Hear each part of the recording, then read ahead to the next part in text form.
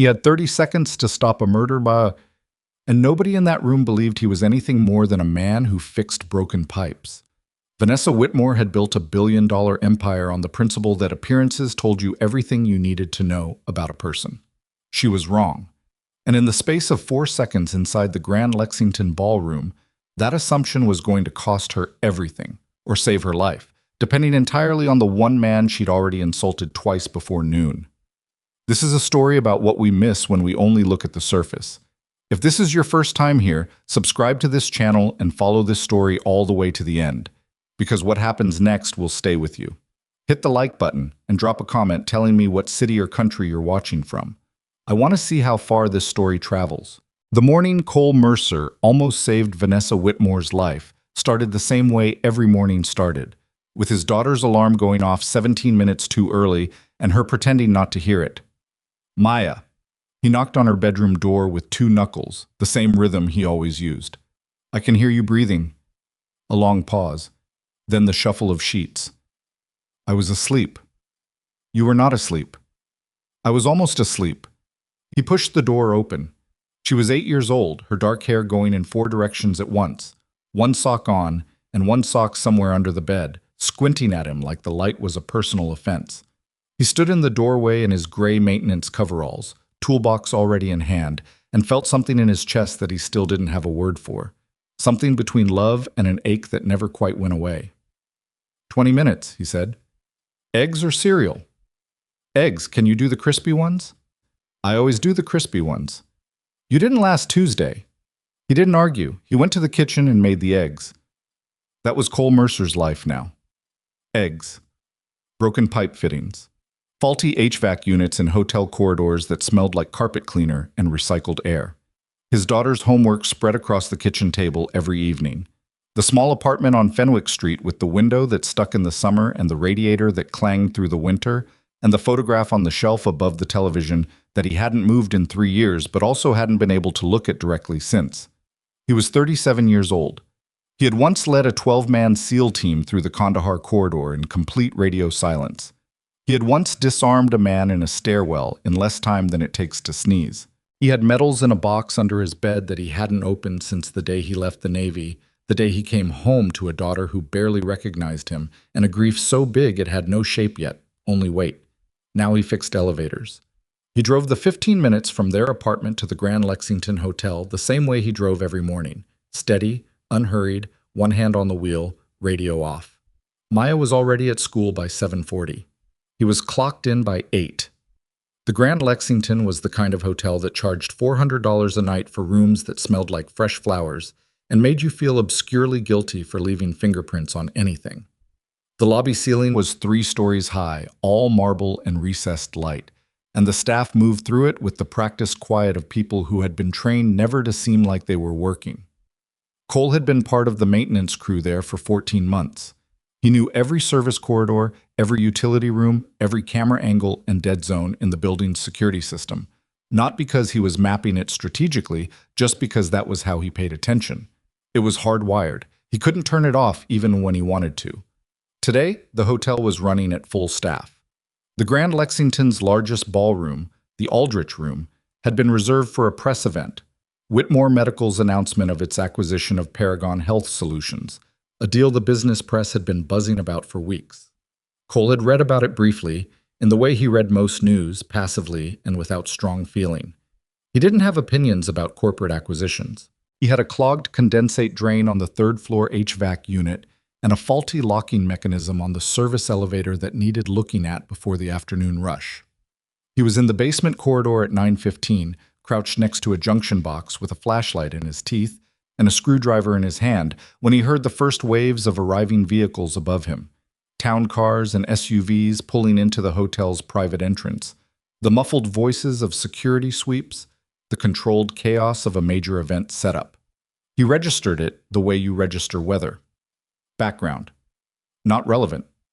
He finished the junction box, went upstairs, and started on the elevator. The Aldrich Room was 2 corridors away from where he was working when the event staff really began to move.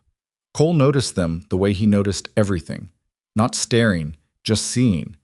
3 catering crews in white shirts and black slacks rolling silver carts.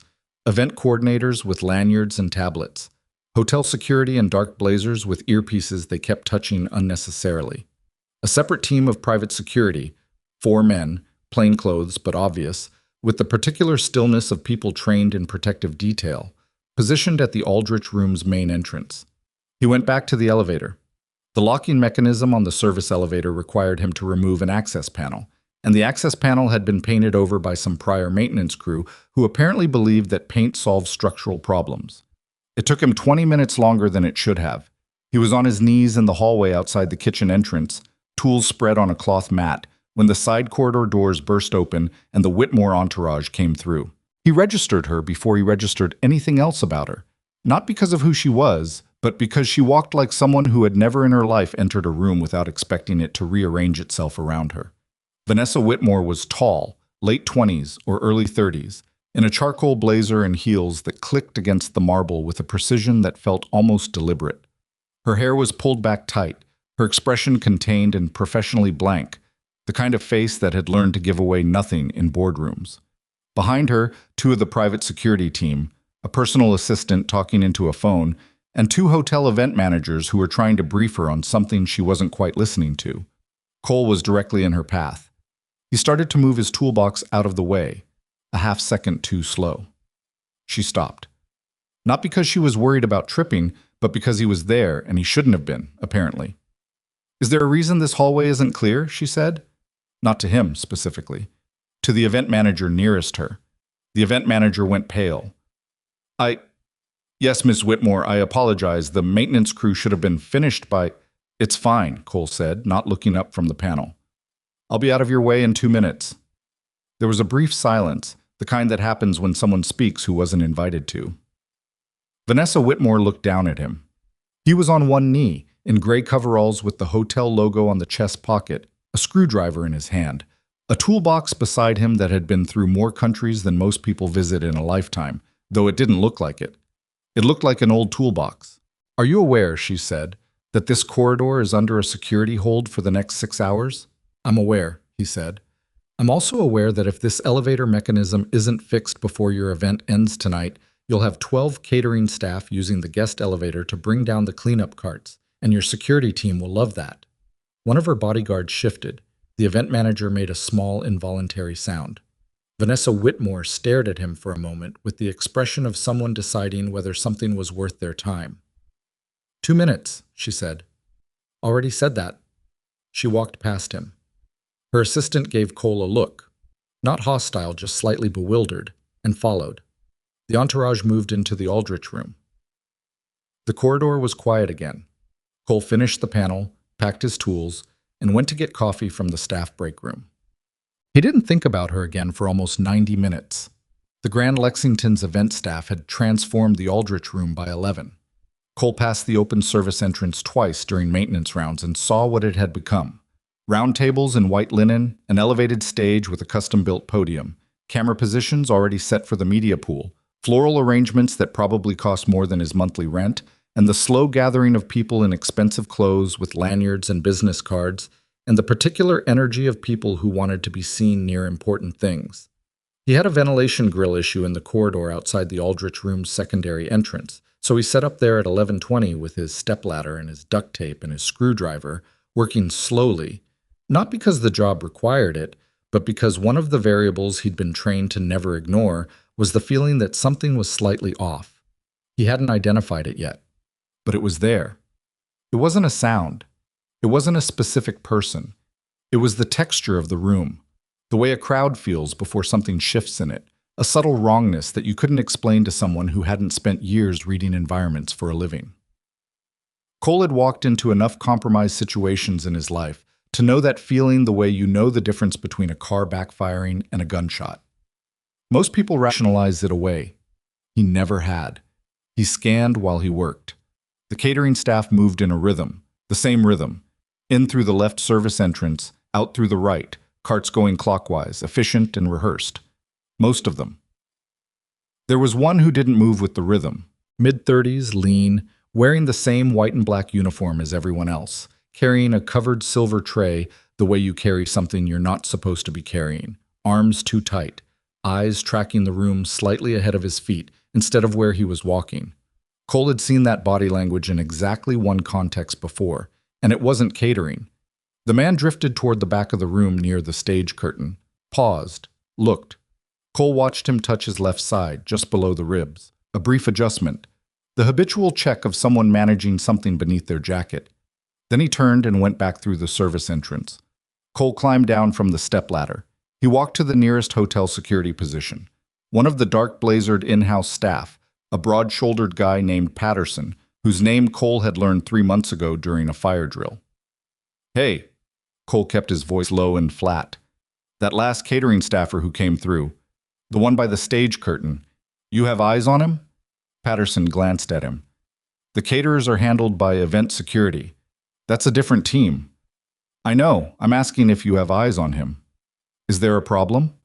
"Maybe. He was touching his left flank, not fidgeting, adjusting, and his cart was empty." Patterson looked at him with the particular expression of someone who is deciding how much patience to extend. "Sir, we've got 3 different security teams in this building right now, plus Metro PD on standby. Everything's covered." "Okay," Cole said. He went back to his stepladder. At 11:50, Vanessa Whitmore walked onto the Aldrich Room stage for the pre-event sound check. She stood at the podium while a technician adjusted the microphone height and a media coordinator ran through timing with her, and she did it with the automatic confidence of someone who had stood at enough podiums that they had stopped being extraordinary. One of her bodyguards stood at the foot of the stage steps, another positioned by the main entrance, the other 2 covering the exits. Cole noticed the catering staffer again at 11:58. He'd come back through the left service entrance without a tray this time, which was unusual, and positioned himself along the far wall near the AV equipment racks. He was watching the stage. Cole stepped off his ladder, folded it, picked up his toolbox, and moved toward the event security lead, a guy in a charcoal suit with a radio clipped to his lapel, standing near the Aldrich Room's main door. His name tag said Harris. "Hey," Cole kept his voice quiet. "That man in catering whites, far wall near the AV rack. I need you to run his credentials." Harris looked at him, coveralls, toolbox, the maintenance patch on his chest, and the expression was unmistakable. "Maintenance isn't part of the security protocol here," Harris said. "Not unkind, just conclusive." "I know, I'm telling you anyway. We've credentialed every event staff member who entered this room. Then it'll take you 30 seconds to verify he's on your list." Harris looked at the far wall, then back at Cole. "I'll have my team keep an eye on him." "Thank you," Cole said. He said it without sarcasm and without heat, because there was no point in either. He went back to his position near the secondary entrance and kept his ladder folded against the wall. It was 12:11 when Maya's school picture fell out of his breast pocket. He'd put it there last week and forgotten about it. A standard school photo, her in the yellow sweater she'd picked herself, her hair still slightly escaping the braids he'd attempted that morning. Her expression caught somewhere between a real smile and the self-conscious performance of smiling. He picked it up off the floor and held it for a moment. 8 years old. She needed new shoes. He'd noticed that morning. He made a mental note to go on Saturday. He was tucking the photo back into his pocket when the footsteps stopped next to him. Vanessa Whitmore again. She had stepped out of the Aldrich Room into the corridor with her assistant and was frowning at her phone. When she looked up and saw Cole still in the hallway with his stepladder and his toolbox, something crossed her face that he couldn't call anything other than irritation.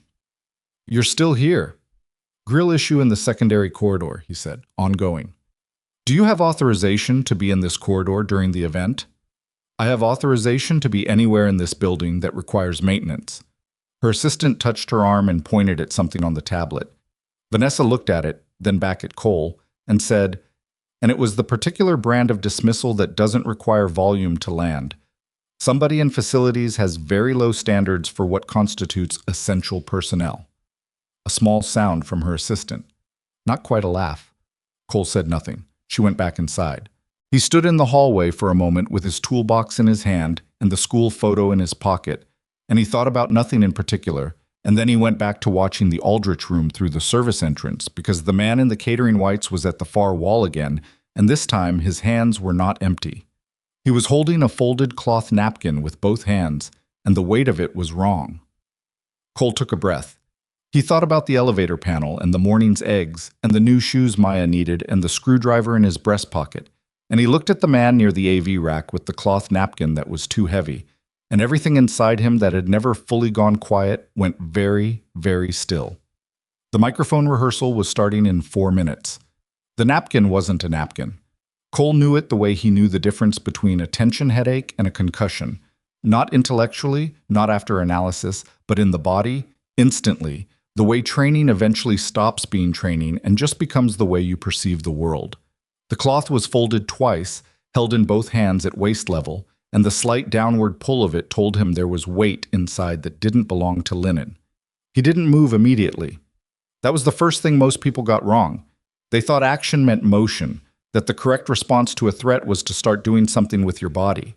Cole had learned, over years and in places he no longer talked about, that the first 30 seconds after identifying a problem were almost always better spent watching than moving. So he watched. The man in the catering whites. Cole had started calling him 38 in his head, a rough age estimate based on the lines around his eyes and the way he held his jaw. Shifted his weight from his right foot to his left. It was a small movement, almost nothing, but Cole had spent enough time in enough rooms where small movements were the only warning you got that he'd developed a near-clinical sensitivity to them. 38 was repositioning, getting his feet under him the way you do before you commit to something. He was also watching the stage. Vanessa's voice carried through the service entrance. She was running through her remarks with the event coordinator, something about the order of speakers, whether the Paragon Health CEO should be introduced before or after the video segment. Her tone was clipped and efficient, the voice of someone who considered rehearsal a mildly irritating formality rather than a necessary one. Her chief bodyguard, a heavy-set man named Drayden, Cole had seen his name on the event security manifest posted in the hotel operations office, stood at the base of the stage steps with his arms crossed and his eyes on the room in a wide practice sweep that was thorough, and also, Cole had noticed, slightly too rhythmic. Drayden swept left, then right, then checked his watch, then swept left again. A pattern. And 38 had already noticed it. Cole watched the man's eyes track Drayden's sweep, pause, then drop back to the stage during the window when the bodyguard's gaze moved right. He was timing it. Cole picked up his stepladder with one hand and his toolbox with the other and walked calmly toward the event security position near the main entrance. Not fast enough to attract attention, not slow enough to waste time. Harris was still there, radio on his lapel, posture suggesting he was doing the job and didn't need input from maintenance personnel. "The man I flagged," Cole said quietly, stopping next to him, not looking at him, keeping his eyes on the room. "He's still at the AV rack. He's watching the bodyguard's sweep pattern, and he's holding something in that cloth. I need you to approach him right now." Harris glanced toward the far wall. "I don't see—" "Left side of the AV rack, 3 feet from the black cable trunk." A pause. Harris found him. "He's just standing there." "Right now he is." "Sir?" Harris turned to face him, and his voice dropped into the register of someone who has decided to be patient and final about something. "We have a credentialed guest list, a secondary sweep team, Metro PD outside, and a protection detail for Ms. Whitmore that costs more per day than you make in a month. I appreciate the concern, but this is handled." Cole looked at him. Not with anger, just steadily. "You're going to remember this conversation," Cole said. "I'd like you to remember I said it twice." He picked up his ladder and walked back to the secondary corridor entrance. The problem with being right about something nobody believes is that it doesn't change the math. It doesn't slow anything down or add any resources. It just means you're watching something develop with full knowledge of where it's going and no institutional authority to stop it. And that particular combination, awareness without authorization, was one Cole had experience with too, though in different contexts and at much higher speeds. He settled into his position near the service entrance with the patience he'd had to learn the hard way. The kind that isn't calm so much as controlled. A thing you hold by its edges, rather than something that comes naturally. 12:18. The rehearsal continued. A young event staffer, couldn't have been more than 22, carrying a tablet and moving too fast for the space, came around the corner from the main corridor and caught the side of Cole's stepladder with his hip. The ladder was leaning folded against the wall and it went sideways, and when Cole reached for it, he caught it, but his toolbox, sitting open on the floor beside him, tipped with it. Tools went across the marble. A channel lock pliers, 2 screwdrivers, a voltage tester, a crescent wrench, a handful of wire nuts that scattered and rolled. "Oh, sorry, man, sorry." The kid was already crouching, reaching for the crescent wrench. "It's fine, leave it." "No, I got it, I'm sorry. I said leave it." Not loud. But the kid stopped. Cole crouched and gathered his tools himself, methodically, one by one, setting them back in the toolbox in the order he always kept them. He never looked down for more than a half-second at a time. His eyes kept pulling back to the Aldrich room entrance, to the far wall, to 38. He heard the heels before he saw her. "I'm starting to wonder," Vanessa Whitmore's voice said, "if this hotel employs one maintenance worker, or if the same one just follows me around." She was standing in the corridor outside the secondary entrance with a glass of water and her phone, apparently taking a brief break from the rehearsal. Her assistant was behind her. 2 of her security detail flanked the corridor at distance. She was looking at Cole crouched on the floor, surrounded by scattered tools, with an expression that had moved past irritation into something closer to dry entertainment. "You know," she continued, in a tone that wasn't cruel but wasn't kind either, the tone of someone performing mildly for an audience of assistants, "they make these things called toolboxes specifically so the tools stay inside them." Her assistant smiled carefully at the floor. Cole put the voltage tester back in its slot. He looked up at her. "You're right," he said. "They do." She waited, perhaps expecting something more, defensiveness or apology, or the performative self-effacement that service staff sometimes deployed to end uncomfortable moments. He gave her none of it. He just looked at her with an expression that was level and not particularly concerned, and something about that seemed to briefly confuse her. "Try to stay out of the corridor during the event," she said, and went back inside. Cole put the wire nuts back in the tray at the top of the toolbox. He did it slowly, because his hands were entirely steady, and he didn't need to rush, and because in the corner of his vision he could see 38 moving again, and he needed to know which direction. The man had drifted from the AV rack toward the center of the room. Not toward the stage, not yet, but adjusting his angle, getting a cleaner sight line. The cloth was no longer in both hands. His right hand was at his side. Cole stood up and closed his toolbox.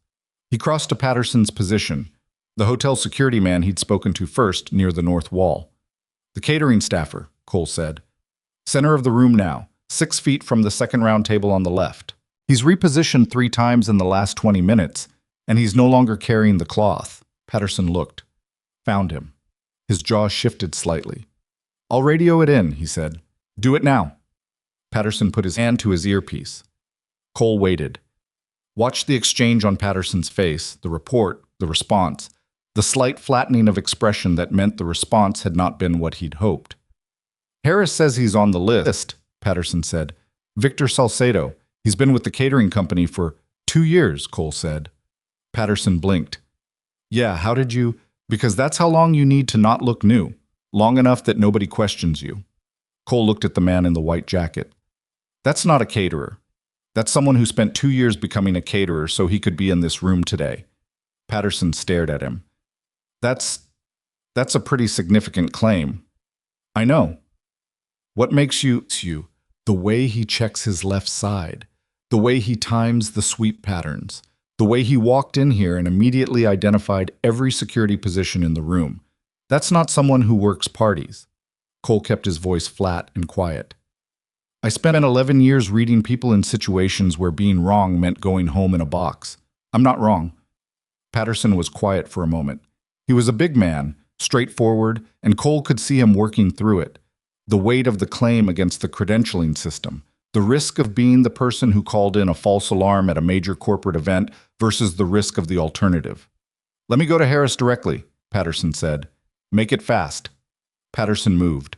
Cole went back to the secondary entrance and stood there with his arms at his sides and watched the room and waited. The way he had waited in a dozen worse places than this, with nothing to do but be ready and hope the people who were supposed to handle things handled them in time. They didn't. Harris listened to Patterson for 90 seconds, glanced at Cole across the room with an expression Cole had seen before, the expression of someone categorizing a concern rather than taking it seriously. and then shook his head and said something that made Patterson's shoulders drop slightly. Patterson came back. He says the event starts in 8 minutes, and he's not going to create a scene based on a maintenance worker's gut feeling. Cole absorbed that. Okay, he said. He didn't argue. He didn't escalate to the next person on the ladder, because there wasn't time and because the chain of command in this room had already made its decision. What he did instead was what he'd been doing since 11:50. He watched, and he positioned himself, and he calculated. The ballroom began to fill properly around 12:25. The press pool settled into their designated section. The executives from both Whitmore Medical and Paragon Health Solutions arranged themselves at the front tables in a configuration that suggested they had very specific feelings about hierarchy. Hotel staff and event team members moved around the edges.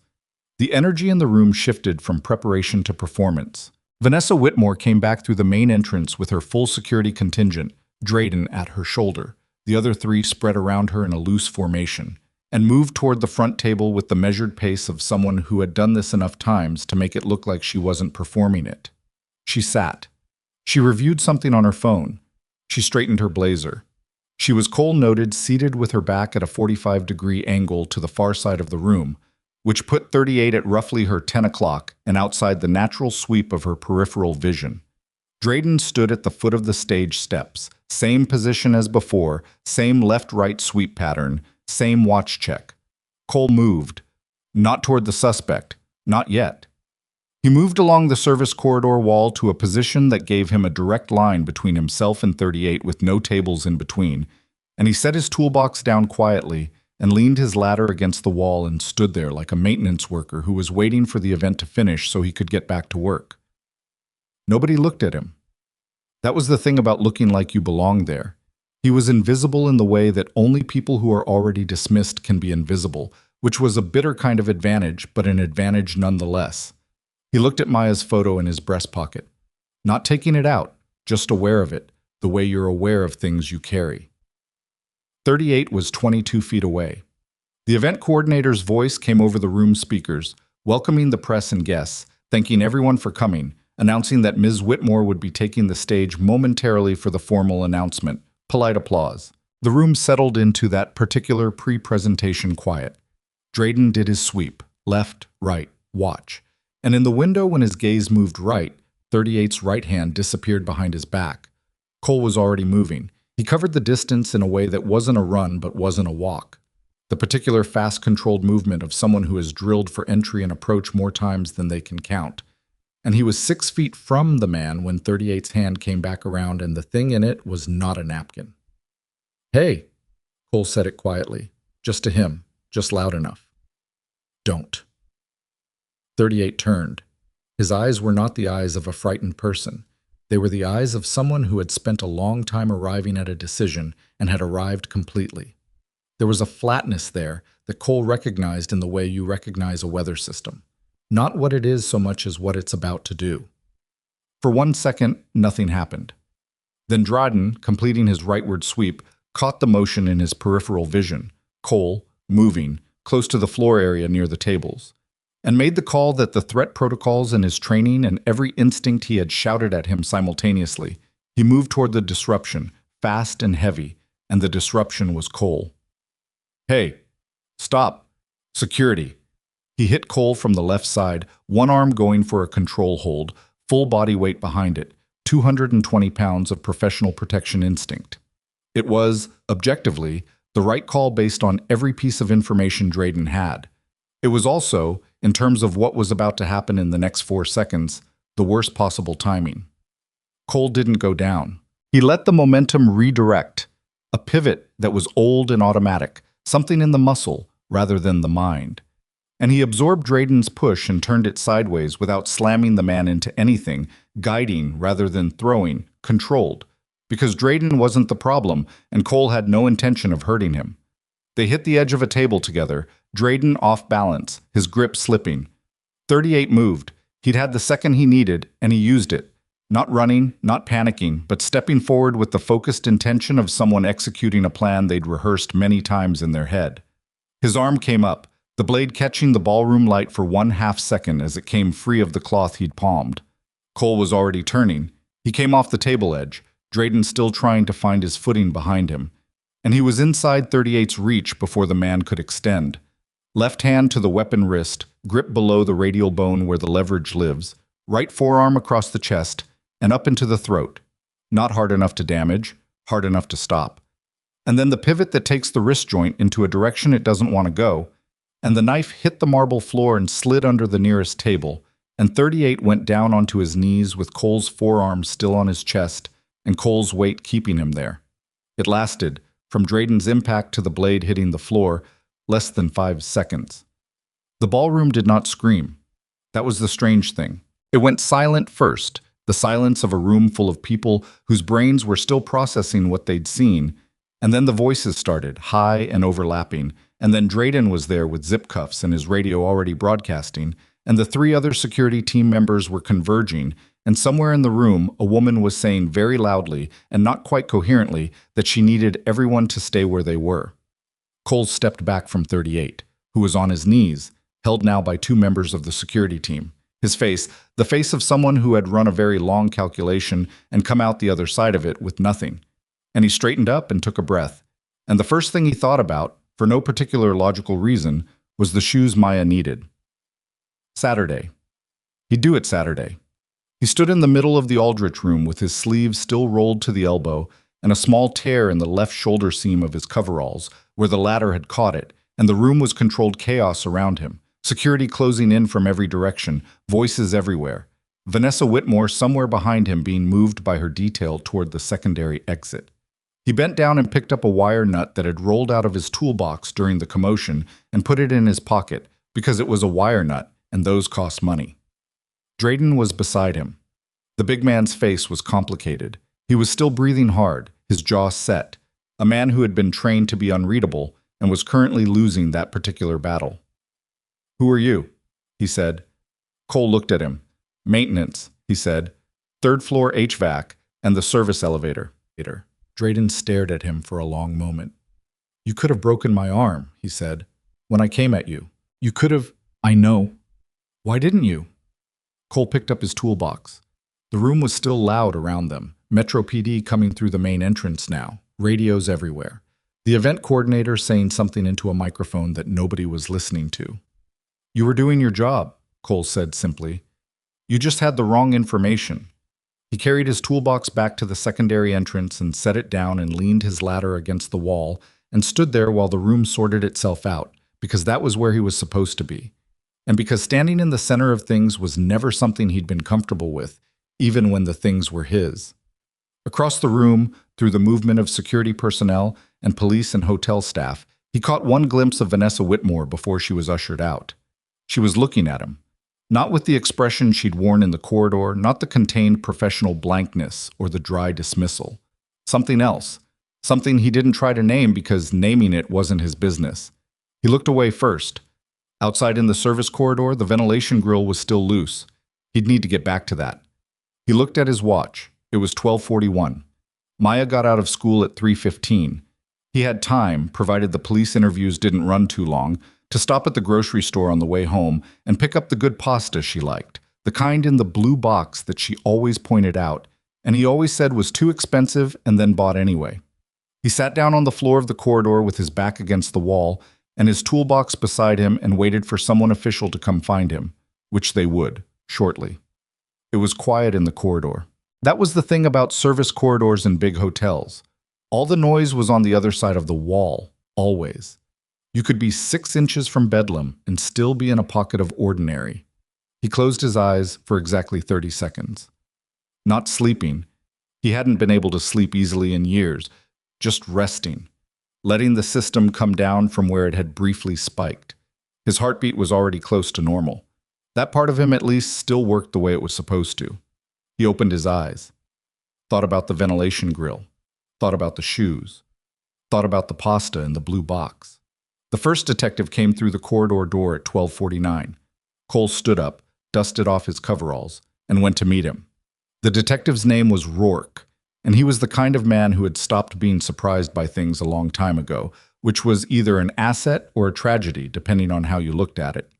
He was 50-something, gray at the temples, wearing a sport coat that had been good once and still tried. He came through the service corridor door with a notepad already open and looked at Cole the way homicide detectives look at everyone initially. Not with suspicion exactly, more like a thorough absence of assumption, and said, "You're the maintenance worker." "Cole Mercer, yeah." "You want to sit down?" "I'm fine standing." Rourke looked at him for a moment. Something in Cole's posture, maybe, or the way he was standing. Loose, unhurried, the way people stand when standing still isn't hard for them. "Okay," Rourke said, and flipped to a fresh page. "Walk me through it." Cole did. He was concise. And I gave times, positions, behavioral indicators, the sequence of events in the room, his 2 conversations with Patterson and his one with Harris, the moment Drayden came in from the left, the disarm. He didn't editorialize. He didn't explain why he'd noticed what he'd noticed. He gave Rourke the facts in the order they happened and stopped when they were done. Rourke had been writing steadily. He paused now. "You said you flagged this twice before it happened, to Patterson and to Harris." "Correct. And they didn't act on it." Harris determined the suspect was credentialed and declined to investigate further. Patterson tried. Harris overruled him. Rourke looked up from his notepad. "You're not angry about that?" It wasn't quite a question. "They made a call based on what they had," Cole said. "They had a credentialed list and a man who looked like a caterer.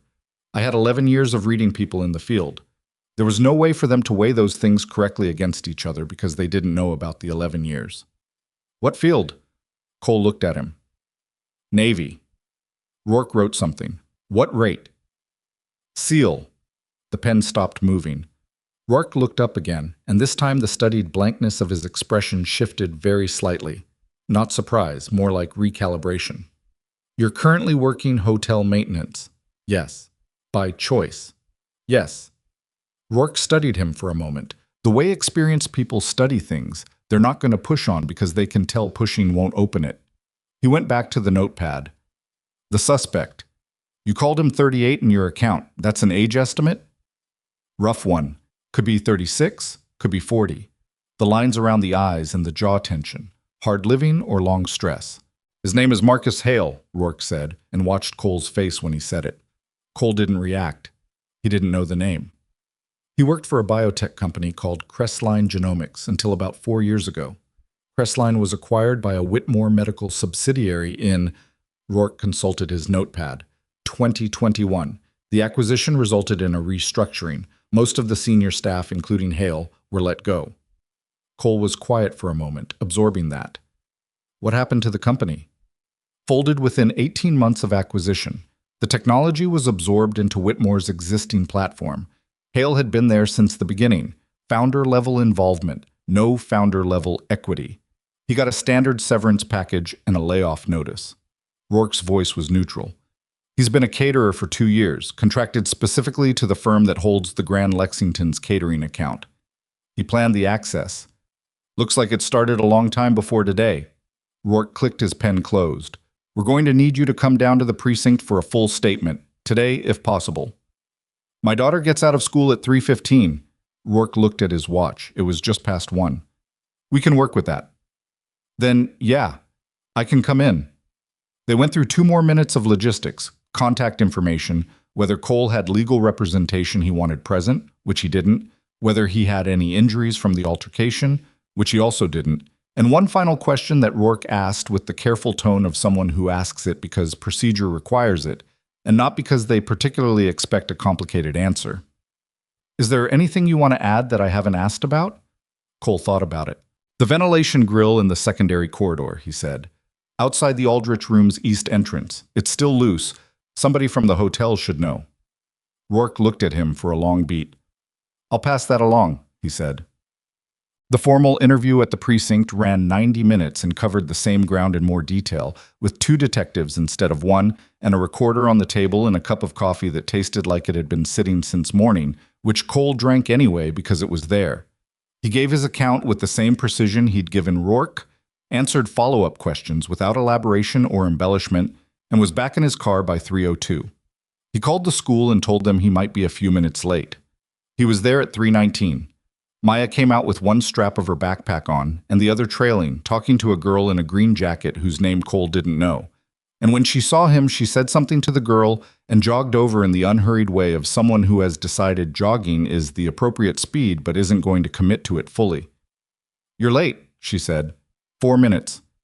"I was waiting." "I see you." He took the trailing backpack strap and looped it over her shoulder. "How was school?" "We did fractions." She made a face that communicated her complete view of fractions. "Why is your shirt ripped?" He looked down at the tear in the shoulder seam, which he'd forgotten about. Caught it on something. On what? A ladder. She accepted this with the partial skepticism of an 8-year-old who wasn't sure if it was worth pursuing. They walked to the car. He buckled her in. She could do it herself, but he still reached across and checked it, a habit he couldn't stop, and drove home. She talked about the fractions, about the girl in the green jacket, whose name turned out to be Priya, and who had apparently said something interesting about a book they were both reading, about a substitute teacher in PE who didn't know the rules to the game they were playing and had improvised rules that were objectively worse. Cole drove and listened and said the right things at the right intervals, and the afternoon felt ordinary in the way that afternoons felt ordinary after extraordinary mornings. A little louder than usual, a little more vivid at the edges, the way colors look after you step out of a dark room. That night, after Maya was asleep, he sat at the kitchen table with the lights low and his hands around a mug of tea that had gone cold, and he thought about Marcus Hale. Not with pity, exactly, not without it either. He thought about what it meant to spend 4 years building toward one moment, the patience of it, which was a terrible kind of patience, the kind that feeds on loss and sharpens itself on it until it becomes something else entirely. He thought about Crestline Genomics, which he'd never heard of, and the biotech work that had been absorbed and repurposed and erased, and the man who had been let go with a severance package and a layoff notice, as though those two things were a sufficient accounting for a life's work. I wasn't excusing it. He understood the arithmetic without endorsing the answer. He thought about Vanessa Whitmore, briefly, about the way she'd looked at him across the room after it was over. He didn't know what to do with that, so he didn't do anything with it, which was the same thing he did with most things that didn't fit into a category he had tools for. He washed the mug. He went to bed. He slept badly, the way he almost always slept, and woke at 5:43 with the light still gray outside the window and the apartment quiet. He made coffee. He made Maya's lunch for school. He stood at the kitchen counter while the coffee brewed and looked at the photograph on the shelf above the television. He looked at it directly, which was not something he always managed. Then he went to wake Maya up, using the same two-knuckle knock on her door, the same rhythm he always used. The story broke across the business press the following morning and hit the broader news cycle by afternoon, and by the second day it had the particular momentum of a story that combines wealth and danger and the unexpected, which is a combination that travels fast. Whitmore medical billionaire targeted in hotel attack. Security failure averted by hotel worker. Former Navy SEAL disarms assassin at major corporate event. The headlines couldn't quite decide which part was the main story, so they each picked the angle that suited them and ran with it. Cole read 2 of the articles on his phone during his lunch break, Wednesday, 2 days after the event, and then put his phone away and ate his sandwich. The articles were not quite wrong, but they weren't quite right either, the way journalism about things you were present for never quite is. One of them had described him as a hero, which he found neither moving nor offensive, just approximately irrelevant. One of them had described the disarm as a hand-to-hand altercation, which was technically accurate in the way that calling a surgeon's work a stabbing is technically accurate. His name hadn't appeared in any of the coverage. Rourke had told him that was his right, and Cole had exercised it, partly because he didn't want Maya to read about it online from a classmate's parent before he'd had a chance to talk to her about it himself, and partly because he'd never been comfortable with the particular attention that comes from being the person who did the thing rather than the thing itself. He was replacing a section of water supply line on the 4th floor when Harris found him. The event security lead looked different outside the context of an active event. Smaller, somehow, or maybe just more ordinary, without the radio and the dark blazer and the authority that came from being in charge of a defined space. He was in a gray jacket and slacks, and he stood in the doorway of the utility access room where Cole was working and said, "You got a minute?" "I've got whatever this pipe gives me," Cole said. "Come in or don't." Harris came in. He stood with his hands at his sides, which was a different posture from 2 days ago, and he looked at the pipework for a moment as though trying to find a neutral starting point. "I owe you an apology," he said. Cole kept working. "You don't have to do this." "I do, actually." Harris's voice was flat and even, the voice of a man who had rehearsed this but was still finding it difficult. "You came to me twice. I dismissed you both times. I put my confidence in systems and credentials over a direct warning from someone who clearly knew what he was looking at, and if things had gone differently 2 days ago, we would be having a very different conversation right now. Or not having one at all." Cole turned the wrench. "You had no reason to weight my assessment the way it deserved to be weighted. You didn't know who I was." "That's not an excuse, it's an explanation. There's a difference." Cole looked at him. Harris was holding eye contact, which was costing him something, and he wasn't flinching from it. "You're right," Cole said. "There is a difference." A pause. Harris exhaled. "I've been in event security for 11 years. I've never had a real incident. Everything's always been manageable or preventable at the front end, and I started treating that as confirmation that my methods were solid instead of acknowledging I'd just been fortunate." He stopped. "I'm 43 years old, and a maintenance worker just showed me a gap in my professional thinking that I should have identified myself." "How you close a gap matters more than how long it was open," Cole said. He pulled the wrench back, checked the fitting. "You doing anything about it?" "Revising the protocol. Secondary screening layer for event staff beyond credential verification. Behavioral indicators training for the whole team." A brief pause. "I reached out to a former federal protection specialist who's going to consult on the revision." "That's good." "Yeah." Harris looked at the pipework again. "I also wanted to say, the way you handled Drayden when he came at you, you could have put him on the floor. It would have been faster and cleaner for you. He was doing his job. Most people don't make that distinction when someone's coming at them full speed." Cole didn't answer that. There wasn't much to add. He finished checking the fitting and started on the next section. Harris stood there for another moment. "Is there anything you need from the hotel, from me personally?" "The ventilation grill outside the Aldrich Room East entrance," Cole said. "I never got back to it. It's been 2 days." Harris blinked. Then, despite everything, he laughed. A short, slightly disbelieving sound. "I'll get someone on it." "I'd rather get it myself," Cole said. "It's my job." Harris left. Cole finished the supply line and moved on to the ventilation grill. The call from Vanessa Whitmore's office came on Thursday. Cole was in his apartment doing Maya's homework with her, multiplication tables, which she was approaching with the same enthusiasm she brought to fractions, which was none, when his cell phone showed an unknown number with a Manhattan area code. He let it ring through. The voicemail was from a woman named Adrienne Park, described as Whitmore Medical's chief of staff, who said in a professional and carefully modulated tone that Ms. Whitmore would like to arrange a brief meeting with Mr. Mercer at his convenience, and that it could be at any location he preferred, and that she appreciated his time. He listened to it twice, then set the phone on the kitchen table and looked at Maya's worksheet. "Who was that?" Maya said, without looking up from the multiplication table. "Work." "Are you in trouble?" "No." "You have the face you make when you're thinking about something you don't want to think about." He looked at her. 8 years old, perceptive in the way children were perceptive when they'd grown up in a house with a quiet parent and learned to read the gaps. "I don't have a face," he said. "You have about 4 faces," she said. "That one's the thinking face."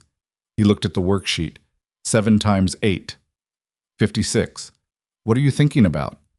"A meeting." "About the thing that happened at the hotel?" He looked at her again. "What do you know about the thing that happened at the hotel?" Priya's mom told her mom something about a man with a knife at the Grand Lexington and a maintenance worker, and Priya told me at school because she thought it was cool. Is that you? He took a slow breath. Yeah. Maya was quiet for a moment, processing. She had her mother's way of going still when she was thinking seriously, a quality that still occasionally caught him off guard. Were you scared? Not during. What about after? After, he said. I thought about whether I needed to get you new shoes. She looked at him with the expression of someone deciding if they were being deflected. Then she looked back at her worksheet. 7 times 9. 63. I know, I'm practicing. He called Adrienne Park back after Maya went to bed. He kept it brief. Yes, he could meet. The week after next was fine, somewhere neutral, a coffee shop rather than an office. His preference. And hung up inside of 4 minutes. He didn't know what Vanessa Whitmore wanted to say to him, and he wasn't sure it mattered much. He'd spent the last 3 days returning to ordinary things with the intention of continuing to return to ordinary things, and a meeting with a billionaire whose life he had preserved mostly by doing what he was trained to do felt like a disruption to an order. He was still rebuilding piece by piece, day by day, ever since the day he came home and found it was no longer the order he remembered. But she'd asked, and he wasn't the kind of person who dodged things out of discomfort. He went to bed. He slept marginally better than usual, which for him meant he was awake twice instead of 4 times, and the second time he was awake was because Maya had gotten up for water and bumped into the hallway wall in the dark and said "ow" loudly enough that he was upright before he was conscious of deciding to be. "I'm fine," she said from the hallway. "Don't do the thing." "What thing?" "The jumping up thing." He sat back down on the bed. "Drink your water." "I am." "Go back to sleep." "You go back to sleep." He listened to her pad back to her room, heard the soft close of the door, the silence that followed. He lay back down on his back and looked at the ceiling in the dark. The photograph on the shelf in the living room was of a woman with dark hair and an expression that had never fully committed to being photographed. Cole had taken it on a Sunday morning 3 years before the day that couldn't be undone. She was 31 in the picture, in a blue sweater, slightly annoyed at him for pointing the camera at her, which meant she was also slightly smiling, because she had never been able to sustain pure annoyance for longer than 5 seconds when she was looking at him. He didn't think about her all the time. That was the thing people got wrong about grief, or the thing movies got wrong anyway, that it was constant, a weather system you lived inside indefinitely. It wasn't. It was more like a room in your house that you passed on the way to everywhere else. And most days you passed it without stopping, and some days you stopped, and the stopping was not always as painful as it had been, and also not as painful as you believed it should be, which was its own kind of pain. He thought about her for a little while that night, lying in the dark. Then he turned over and went back to sleep. The Marcus Hale investigation produced its findings over the following 10 days and reached Cole through Rourke in 2 separate phone calls. The first one factual, the second one something closer to a conversation. Hale had been meticulous. He had not acted impulsively or in sudden fury. He had spent 26 months positioning himself inside the catering firm, had requested the Grand Lexington account specifically once he was established enough to make the request plausible, and had waited through 4 previous Whitmore medical events at the hotel before the acquisition announcement gave him the moment he determined was right. The blade had been a custom-ground fighting knife, not a commercial product, which told investigators something about the depth and seriousness of the preparation. The psychological profile, when it emerged, was not the profile of a madman.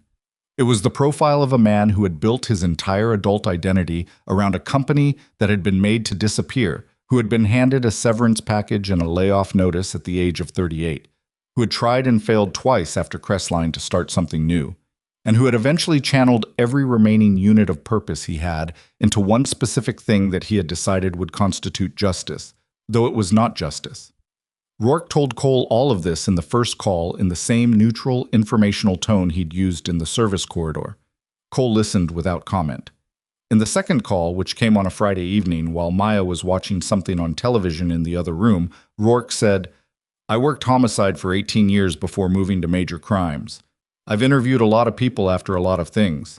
You're one of 3 people in that time who gave me an account of a violent incident without any adrenaline residue in it. Just flat, clean, accurate."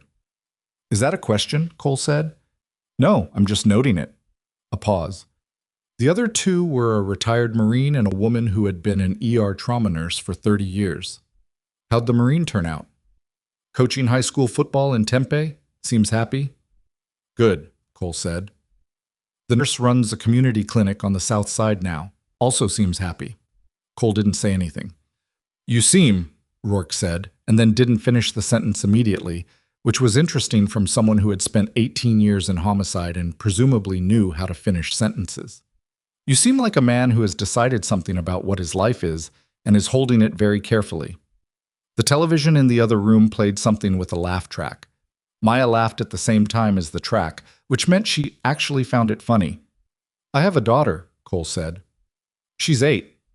She needs new shoes, and she's working on her multiplication tables, and she told me last week I have 4 different faces. He paused. I know what my life is. Rourke was quiet for a moment. All right, he said. Then, Hale's being charged with attempted murder and possession of a prohibited weapon during commission of a felony. DA's looking at additional charges related to the months of premeditated planning. It won't move fast, but it'll move. Okay. You may be called as a witness. I figured.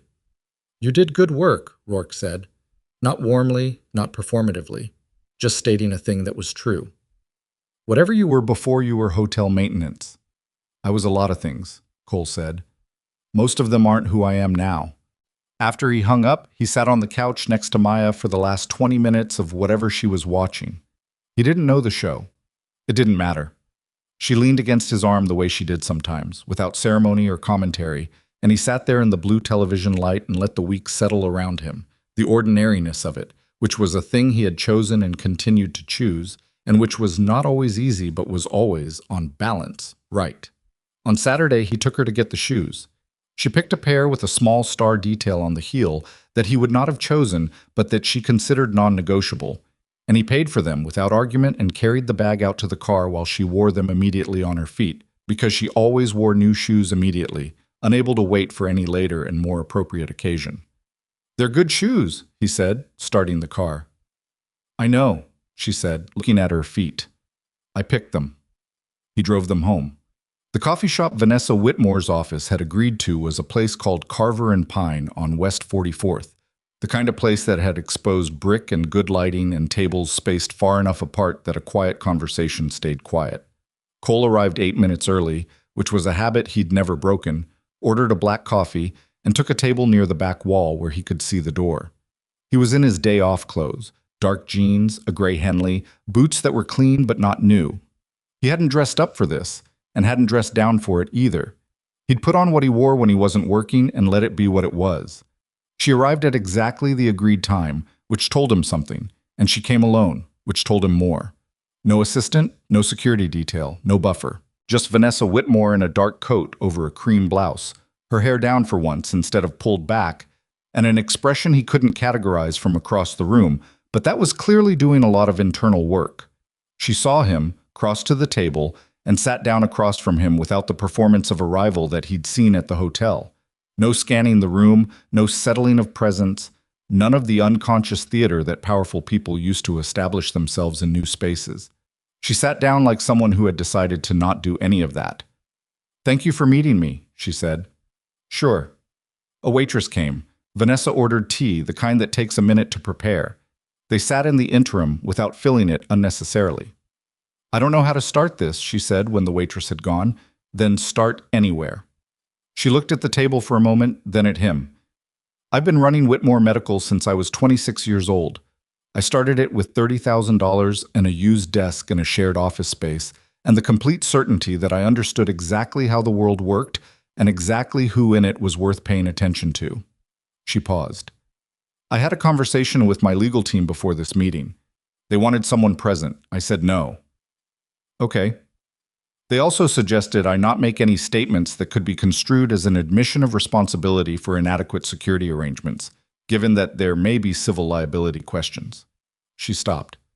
I'm going to ignore that advice. Cole looked at her. I didn't come here looking for anything. I know. That's partly why I wanted to meet. She folded her hands on the table, then seemed to notice she'd folded them and let them unfold. What I said to you in that corridor, both times, was condescending and dismissive and wrong, and I want to say that directly. Cole wrapped both hands around his coffee mug. You didn't know who I was. That's exactly my problem, Vanessa said. That's exactly my problem, Vanessa said. That's the thing I've been sitting with for 10 days. I didn't know who you were, and I looked at what you were wearing and how you were carrying yourself and made a complete determination about your value within about 4 seconds. And I've been doing that. Not to everyone, not consciously, but in the specific way that people with a lot of resources develop without noticing. I've been doing that for years. She paused. My head of security almost got you hurt because he made the same determination. trusted credentials and cameras over a man standing right in front of him. Harris has already talked to me, Cole said. He's making changes. I know. I talked to him too. She was quiet for a moment. He told me what you said to him about how you close a gap mattering more than how long it was open. The tea arrived. She wrapped her hands around the cup, mirror of his posture, though he doubted she noticed. Outside the window, West 44th moved past in the ordinary way of a weekday afternoon. People walking, a delivery truck idling, two pigeons on the opposite curb conducting what appeared to be a significant disagreement. How's your daughter? Vanessa asked. Cole looked at her. She's fine. Why? One of my team members mentioned, during the incident review, that when you went back for your tools, there was a school photo, that you'd had it in your pocket. He hadn't known anyone else had registered that. He adjusted his grip on the mug. She's 8. She's working on multiplication tables. She thinks fractions are a personal insult. Something in Vanessa's face shifted. Not softening exactly, more like something dropping away, a layer of professional composure that she wasn't always aware of maintaining. My mother worked nights for most of my childhood. She was a medical transcriptionist for a hospital downtown. She'd come home at 6 in the morning and make me breakfast before school, and then go to sleep for 4 hours before her second job started. She looked at the table. I used to be embarrassed about that. In school, when people asked about my parents, I'd give the minimum answer. Cole waited. I'm not embarrassed about it now. I'm embarrassed that I was embarrassed. She looked up. What I said to you in that corridor, that comment about facilities having low standards, I sounded exactly like the people I used to resent. People do that, Cole said. They get somewhere different from where they started and they forget what the starting place felt like. Have you ever done it? He thought about it honestly. Different version of it, maybe. I spent 11 years thinking that the way I assessed situations was the only valid way. That if you weren't reading things the way I was reading them, you were doing it wrong. He turned his mug slightly on the table. That attitude costs you, in the field and out of it. Vanessa was quiet, looking at him with the focused attention of someone who was actually listening rather than waiting to respond. Rourke told me, Detective Rourke, that you served as a SEAL. He said he couldn't share more than that without your consent. He was right. I found some things myself, she said, through sources I have. Not invasively. I want to be clear about that. I needed to understand who you were. She paused. I know you led a protective services unit after the Navy. That you worked executive protection for about 3 years. I know you stopped. She stopped herself. I don't know why. Cole looked at her steadily. You don't need to know why. No, she said immediately. You're right. I'm sorry. I didn't mean it as a question that required an answer. He believed her. She wasn't pushing. She was just being honest about what she'd done, which he respected more than if she'd pretended she hadn't looked. There was a mission, he said after a moment. Not because she'd pushed, but because he'd decided. My last protection job. A principal in Dusseldorf. Corporate client. High-risk travel. Seemed routine on paper. I made a judgment call on routing that I was confident in. The threat came from the direction I'd decided was low probability. He stopped. Nobody died. My client was fine. But 2 members of my own team were badly injured, one of them permanently. And I sat with the after-action review, and I realized I'd made the call with 90% of the information I needed and treated it like 100%. He looked at the window. The pigeons had resolved their disagreement and departed. I came home, he said. My daughter was 5. She'd been with my sister for 8 months while I was on that contract. She called me by my first name when I walked in the door because she'd been told to expect a man named Cole, and she didn't entirely connect that to Dad yet. He paused. I decided the math had changed, what I was risking versus what I had to lose. Vanessa was very still. I'm not telling you that to make you feel responsible, Cole said. You didn't make that decision. I made it 2 years before I ever met you. I'm telling you because you asked who I was, and that's part of who I am. She nodded slowly. The maintenance work, she said. That was a choice. I'm good at understanding how things are built, what fails and why. Turns out hotels are complicated enough to be interesting. A pause. And I'm home at 4, every day. That's not a small thing. She looked at him for a long moment. Can I ask you something that's probably outside the scope of this conversation? You can ask. Do you miss it? He considered the question the way he considered things, directly, without deflecting into a more comfortable version of it. Some days, the clarity of it. You know exactly what the task is and who you're protecting and what success looks like. Ordinary maintenance work has a lot of ambiguity. The HVAC is never definitively fixed. There's always another thing degrading. That sounds frustrating. It's also honest, he said. Things degrade. You maintain them. That's the actual nature of most things. Vanessa picked up her tea and drank, and he could see her sitting with that. Outside, the delivery truck pulled away and the street had one fewer obstacle in it, and nobody on the sidewalk seemed to notice.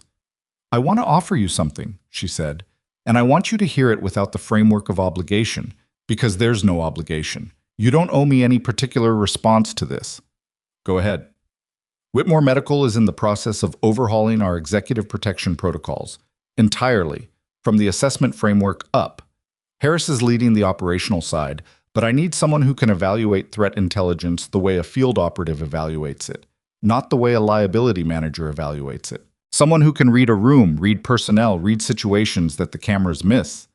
She looked at him. I'm not asking you to carry a weapon. I'm not asking you to be someone's bodyguard. I'm asking if you'd be willing to consult. Evaluate our current systems, identify the gaps, advise on the rebuild, your schedule, your terms. It would not interfere with your regular work unless you wanted it to. Cole listened to all of this without his expression changing much. What would it pay? He said. She told him. He was quiet for a moment.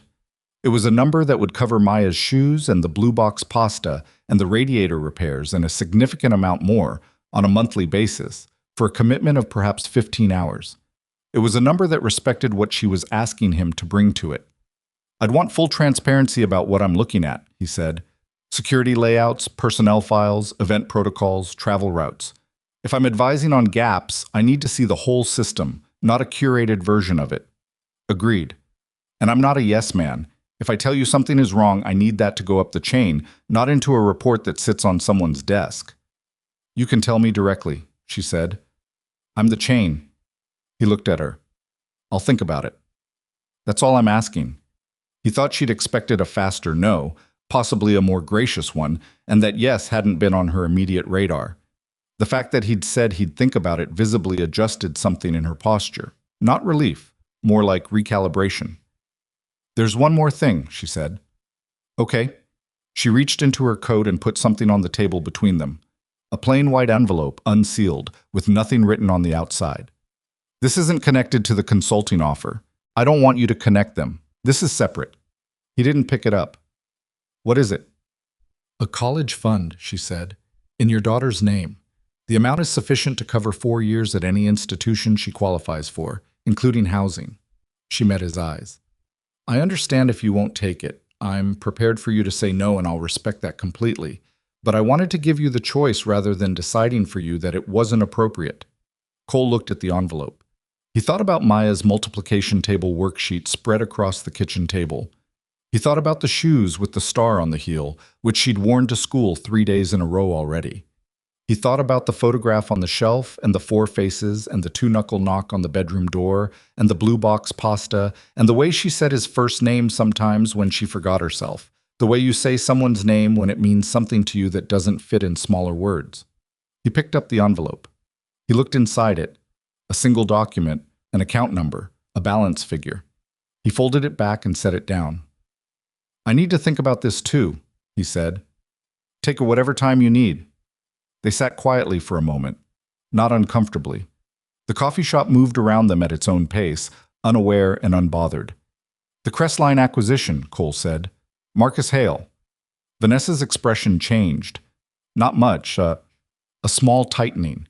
The face of someone who has been sitting with something difficult for a while and is now being asked to sit with it in company. Yes. Did you know, when you acquired it, what would happen to the staff? She was quiet enough that the question sat in the air between them. I knew there would be restructuring. That's standard with acquisitions at that level. She paused. I didn't think about Marcus Hale specifically. I didn't think about the people as specifically as I should have. I thought about the technology, the market position, the integration timeline. She stopped. I've thought about it a great deal in the past 10 days. The answer is still that I didn't do anything illegal and I didn't act with malice. But I also didn't act with full attention to what I was actually doing to actual people, and those two things can both be true. Cole nodded slowly. They can. Does it matter to you? In terms of how you see this situation? He thought about Marcus Hale on his knees in the Aldrich room, the flatness in the man's eyes, the 26 months of patient, terrible purpose. He thought about what it meant to build something and watch it get absorbed and repurposed and erased, and the severance package and the layoff notice as the accounting. What Hale did was wrong, Cole said. Whatever happened to him, whatever he lost. You can't kill your way to justice for a business that closed. He looked at his mug. But the thing about being in a position where your decisions move through other people's lives is that you're responsible for the whole wave, not just the point where you touch the water. That's true whether it's running a company or leading a team or raising a kid. Vanessa absorbed that. Is that something you learned in the SEALs? It's something I learned the hard way, he said. A few times. They sat with that for a bit. The tea had gone cooler. His coffee was mostly gone. Neither of them moved to leave. I owe my team members from Dusseldorf something I'll never fully be able to pay, Cole said. Not with particular weight. Just stating it, the way you state things that have become part of the architecture of your life. One of them is managing a hardware store in Portland now. His left hand doesn't work properly. He has 2 kids in elementary school. He paused. I check in with him a couple times a year. He tells me he doesn't hold it against me. I believe him. It doesn't change the math. Vanessa was looking at him carefully. How do you live with that? You don't resolve it, he said. You just carry it until it gets lighter. And it does, eventually, slowly. He looked at the window. The carrying teaches you things that being resolved doesn't. She nodded once. Not like she fully understood, but like she was filing it honestly. Not pretending it meant more to her than it could yet mean, which was the right thing to do with something you hadn't fully earned. Cole picked up the envelope again and put it in his jacket pocket. I'm going to discuss this with my sister, he said. She's the only person whose opinion I trust on financial matters. That's sensible. She's also going to ask me a lot of questions about the billionaire who's giving her niece the college fund, and I'm going to have to answer them, which is going to take a while. Something crossed Vanessa's face that was close to a smile but hadn't fully committed. What will you tell her? That you're not what I expected, he said, and that I'm not sure yet what you are. The almost smile became more definite. That's fair, she said. He stood, leaving enough on the table for the coffee and a tip. She started to reach for her bag and he shook his head once. Not performatively, just the small automatic gesture of someone who handles their own bill. I'll let you know about the consulting, he said. Take your time. He put his coat on. She was still sitting, and he noticed that she didn't reach for her phone immediately, the way most people did when a conversation ended. The reflexive retreat into the next thing. She just sat there, hands around the cooler tea, in her own thoughts. He left her to them. Outside on West 44th, the afternoon had gotten later and a little cooler, and the light was doing the thing it did in October in the city, dropping low and sideways, putting gold on the edges of buildings. He walked to the parking garage 2 blocks over with his hands in his coat pockets, the envelope on the left side, his phone on the right. He thought about the consulting offer, about 15 hours a month, and what that looked like against a schedule built around school pickup and evening homework and Saturday errands. He thought about whether the work would pull him back towards something he'd deliberately moved away from, or whether it was different enough, advisory rather than active, analytical rather than operational, to constitute something new. He thought about what Rourke had said. You seem like a man who has decided something about what his life is and is holding it very carefully. He wasn't wrong. The question was whether careful and closed were the same thing, or whether they could be different. He got his car from the garage, paid the attendant, merged onto the street. His phone showed 3:41. He had enough time to stop at the grocery store before school pickup if he moved. He thought about what they needed. Pasta. The cereal Maya ate despite claiming she didn't like cereal. Dish soap. More of the good coffee that cost slightly more than the bad coffee, but made Monday mornings survivable. He called his sister from the car. She picked up on the second ring. Hey, she said. How was the thing? Complicated, he said. Was she what you expected? No. Good or bad complicated? He thought about it. Vanessa Whitmore sitting across from him at Carver and Pine without her assistant and without her security detail, talking about her mother working nights, admitting plainly that she'd looked at his coveralls and drawn the wrong conclusions, sitting with the Hale question without deflecting it. The not-quite smile. I don't know yet, he said. I need to talk to you about something. Should I be sitting down? You're always sitting down. True. What is it? He drove. Outside, the city did what cities do. It moved around him in all its layered noise and business, indifferent and full of life simultaneously, nobody on any corner aware that the man in the gray sedan had anything unusual in his coat pocket or had been in any room other than the one he was heading toward. There's an envelope, he said, and started explaining it to her. His sister was quiet through most of it, which was not her natural state, and meant she was taking it seriously. When he finished, she said, Cole? Yeah. The kid needs new shoes. She got them, Saturday. She needs college fund more than she needs you to refuse a college fund because you're not sure if it's okay to accept things. He changed lanes. I know. You know what your problem is? I have a feeling you're going to tell me. Your problem, she said, is that you think accepting something means owing something, and you don't always. Sometimes someone does a thing because they need to do it, and you receiving it gracefully is actually the gift back. He thought about that, about Vanessa Whitmore and the plain white envelope, and the way she'd said, I want you to have the choice, rather than me deciding what's appropriate for you. That's a reasonable point, he said. Write it down. I won't write it down. You'll forget it. I won't forget it. You forget things that make you feel uncomfortable. He pulled into the grocery store parking lot and sat for a moment with the engine running. I might take the consulting job too. A pause on her end. The security consulting? Yeah? Part-time? 15 hours a month, my terms. She was quiet again. He could hear her thinking, which was a distinct quality, like hearing someone shuffle cards. Does it conflict with what you decided? About coming home, being present? I don't think so. It's different from what I was doing before. Different how? He looked out the windshield at the parking lot. A woman was loading groceries into her car, 2 spaces over with a toddler on her hip, managing both tasks with the cheerful exhaustion of someone who had stopped being surprised by how hard everything was.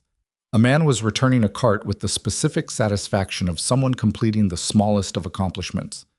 Before, I was the last line, he said. I was the person between the threat and the outcome. I'd be looking at systems, looking at gaps, telling people what I see so they can act on it, so they're better prepared. He paused. It's more like teaching than operating. Can you do that? Not be the one acting? He thought about it honestly. 2 days ago, he would have said he didn't know. But he thought about the service corridor in Harris and the plain factual way he'd made his case twice, and then stepped back and watched the institution fail to act on it. And the way he'd managed that, with frustration, yes, but without the need to override it, without the ego that says my assessment is the only valid one. He'd worked within the limits of what he was there to do, and when the limits broke down, he'd been ready, but he'd stayed within the structure as long as the structure was worth staying within. Yeah, he said, I think I can. Then take it, his sister said. Take the envelope, take the job. Let something good happen, Cole. You're allowed. He sat with that. It was not a new thing for her to say to him. She'd been saying versions of it for 3 years, in the patient way of someone who loves you enough to keep repeating the true thing until it finds the right door. He'd heard it before. I wasn't sure why it sat differently today. Maybe because of what Rourke had said, holding it carefully. Maybe because he'd looked at the photograph directly and it had hurt in the usual way, but also differently, more gently, like something that had been tight, slowly learning to be loose. Okay, he said. Okay, what? Okay, I'll let something good happen. She made a sound that was somewhere between satisfied and skeptical. I'll believe it when I see it. Go get the groceries. How do you know I'm at the store? Because you're always at the store at this time on Wednesdays. You have a schedule, Cole. It's honestly a little frightening. He got out of the car. The air was cool and ordinary, smelling of nothing in particular and everything at once. the way city air smells in October when the weather remembers it has a job to do. He took a cart from the rack at the entrance and went inside. Pasta first, then cereal, then the dish soap, and the good coffee, and the bread. Maya liked for sandwiches and an apple from the display near the door because he was standing in front of it, and there was no reason not to. He paid. He got back in the car. He drove to the school. Maya came out at 3:17 with both backpack straps on this time, which was unusual enough that he noticed, and she was wearing the shoes with the star on the heel, and she walked to the car with the particular purposeful energy of someone who had a lot to report. "How were fractions?" he said when she got in. "Still bad," she said, "but I got 8 out of 10. That's good." 8 out of 10 is good? 8 out of 10 is better than 7 out of 10. She considered this with appropriate mathematical rigor and buckled herself in. "Did you do the thing today? The meeting?" "Yeah." "How was it?" He pulled out of the school lot and onto the street, the familiar route, the same left turn, and the same light that took 3 cycles on a bad day and 1 on a good one. "Better than I expected," he said. "Is that good?" "Usually," he said. "Yeah." The light was with them.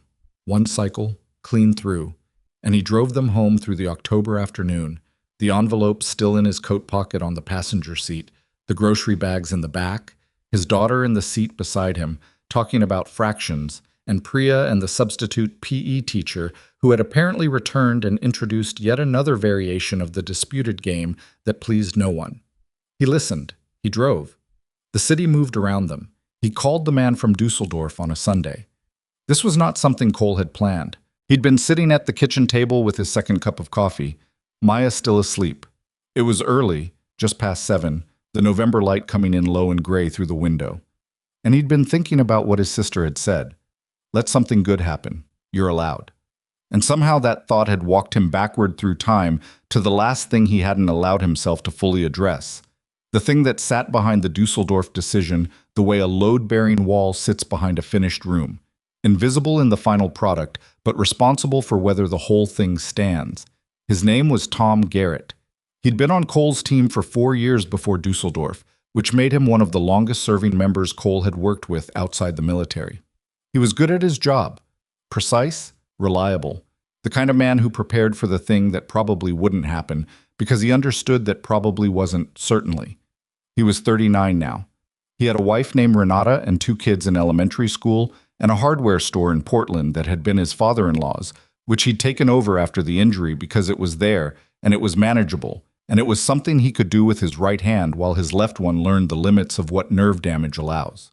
Cole had his number. He called it twice a year, as he'd told Vanessa. November was one of those times. He'd been doing it for 3 years, and it was always awkward for the first 2 minutes, and then became something else, something he didn't have an exact name for. Not absolution, not forgiveness, not closure, all of which were words that suggested an ending when what he and Tom had was more like an ongoing accounting that both of them were still doing. Tom picked up on the 3rd ring. "Cole." "Hey, you got a minute?" "I'm opening the store in an hour." "Yeah." The sound of a door, the particular quiet of a house where kids are still sleeping. "How's Maya?" "Good. She got 8 out of 10 on fractions." "That's better than my kid. He thinks fractions are theoretical." "They kind of are." "Don't tell him that. He'll use it." They went through the ordinary things for a few minutes. Weather, the store, Tom's daughter's soccer season, the radiator situation in Cole's apartment, which Tom had opinions about because he'd worked with enough hotel maintenance infrastructure to have opinions about everything mechanical. It was not forced, this part. They'd gotten past forced. Then Tom said, "You're calling early. For you." "I know. Something on your mind." It wasn't a question, which was one of the things Cole appreciated about Tom. He didn't perform uncertainty when he wasn't uncertain. "I'm thinking about going back to some version of the work," Cole said. "Not protective detail. Consulting. Advising on security systems, gaps, threat assessment." A pause on Tom's end, not a long one. "Okay. And I wanted to—" He stopped. Recalibrated. "I wanted to tell you before I did it. Not ask permission, just tell you." Tom was quiet for a moment. Outside Cole's window, a car started somewhere on Fenwick Street and pulled away into the Sunday quiet. "Cole?" Tom said. Yeah. I've got one functional hand in a hardware store and two kids who think I'm the most competent person they've ever met because I can fix everything in the house. My life isn't what I planned, but I want you to hear this clearly. I'm not sitting in Portland carrying your decision around like a weight. A pause. You carry it enough for both of us. I know. You should put some of it down. I'm working on it. Work faster, Tom said, and there was something in it that was almost humor, the dry, flat kind that comes from people who've been through things and are still here. Is it a good opportunity? The consulting. Yeah, it's a good fit, different from what I was doing. Then do it. And stop calling me with the voice you use when you think you're asking forgiveness for something that's already been forgiven. Cole was quiet. What voice is that? The quiet one. The one that sounds like you're measuring every word before it leaves. I always measure my words. Not like this, you don't. Tom moved somewhere. The sound of a chair, maybe sitting down. You were a good team leader, Cole, the best I worked for. You also made a bad call in a situation with incomplete information, and that is the exact nature of operational decision-making, which you know better than I do. If I'd been leading that night, I might have made the same call. I've thought about it. Have you? More than I'd like to admit. And I don't know that I would have done it differently, which means... He stopped, as if he was deciding something. Which means the whole story is more complicated than you making a mistake and me paying for it. Some of it is just the nature of what we were doing. Some things go wrong without a villain. Cole sat with that. He turned his coffee mug in his hands, slow rotation, the way he did when something was settling. How's the hand? He said. Same as always, left grip is maybe 40%. I've gotten good at one-handed tasks. Turns out most things only require one hand if you're patient enough. A brief pause. I rewired an outlet last week. Took me 40 minutes instead of 15. Renata stood in the doorway the whole time, pretending not to watch. Did you let her watch? I pretended not to notice her pretending. It was a whole thing. A sound that was definitely a laugh, brief and real. Take the consulting job, Cole. Tell Maya her fractions are going to make sense eventually, which is a lie but a useful one. And call me in the spring. I'll call you in the spring. Okay.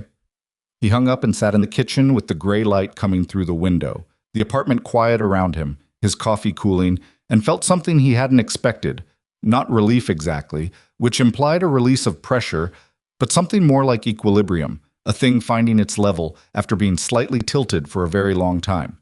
He called Vanessa Whitmore's office that afternoon and left a message for Adrienne Park. He'd take the consulting arrangement on the terms they discussed, starting in January. He'd also thought further about the envelope, which was a harder sentence to finish, and he left it like that. Further thought required, some ongoing, and said he'd have an answer on that by the end of the month. He spent the rest of Sunday fixing the kitchen drawer that had been sticking since September. November moved through the city in its usual way, stripping the trees and dropping the temperature in stages, the light going earlier each day as though the sky was slowly losing interest in the afternoon. Cole worked his maintenance shifts. He completed the fourth-floor water supply line replacement, finally resolved the recurring condensate issue on the third-floor HVAC, and spent 2 days with a building systems engineer going through the service elevator mechanism in more depth than the quick fix in October had allowed.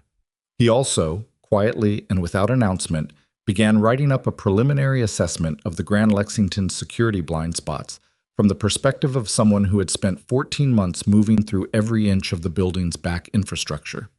He hadn't been asked to do this.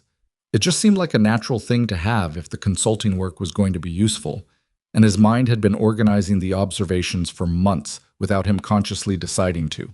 He wrote it in plain language, no jargon, no operational terminology that would mean less to a civilian than it cost to use, covering camera positions, service corridor access points, the timing vulnerabilities and shift changes, the 3 service entrances that had no direct line of sight to interior security positions.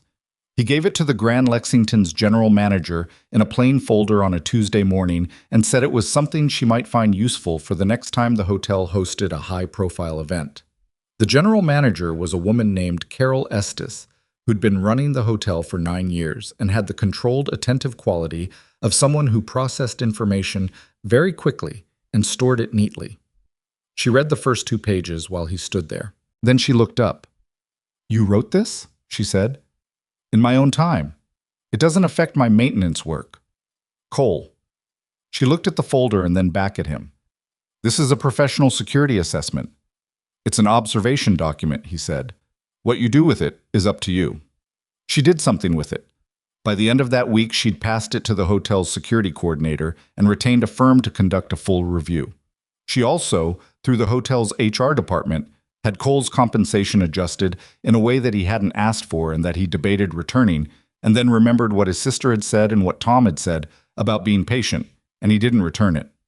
Harris heard about the assessment and called Cole directly. You didn't tell me you were doing this. I wasn't doing it for you. I was doing it because the hotel has gaps I noticed in the course of doing my actual job. It's good work. I know. Harris stopped, started again. You're a hard person to categorize. Most people are, Cole said, if you actually look. He heard Harris exhale. Point taken. Drayden came to find him in mid-November. Cole was on a ladder in the parking structure adjacent to the hotel, checking a lighting fixture that had been throwing intermittent faults on the control panel. He heard the footsteps and looked down, and there was Vanessa's chief bodyguard in civilian clothes, dark jacket, no earpiece, looking up at him with an expression that was working hard at being uncomplicated.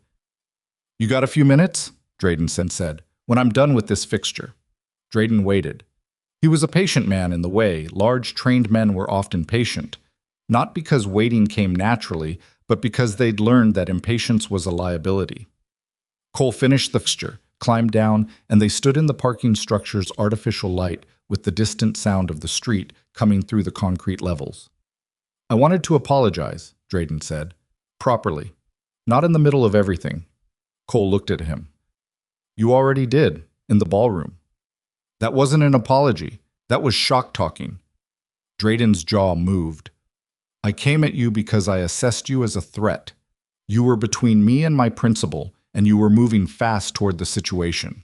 Every protocol I have says that's a hostile actor. It was the right call based on what you had. I know. That's what I can't stop thinking about. He looked at the ground, then back up. I had what I had because I spent 2 seconds looking at your coveralls in your toolbox and deciding I understood what I was seeing. And I'm a professional. That shouldn't happen. Cole was quiet for a moment. You've been doing this how long? 14 years. Private detail after 8 years Army. And in 14 years, did anything like this happen before? No. So you built a protocol over 14 years, and one morning it ran into a situation it wasn't designed for, and it made the wrong call on one factor. Cole picked up his toolbox. That's not a failure of the protocol. That's the protocol meeting its edge. Drayden was watching him carefully. You're a lot more generous about this than you have any reason to be. I'm not being generous. I'm being accurate. Cole started walking toward the interior stairwell. You want to walk? Drayden fell into step beside him. They went through the stairwell door into the service corridor where the light was fluorescent and the sound of the street disappeared entirely.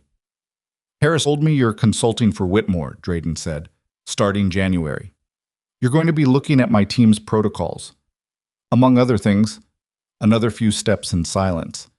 You should know, Drayden said, that I've already started revising before you come in. I don't want you to walk into something that's been sitting unchanged since October. What have you changed? Behavioral indicator training.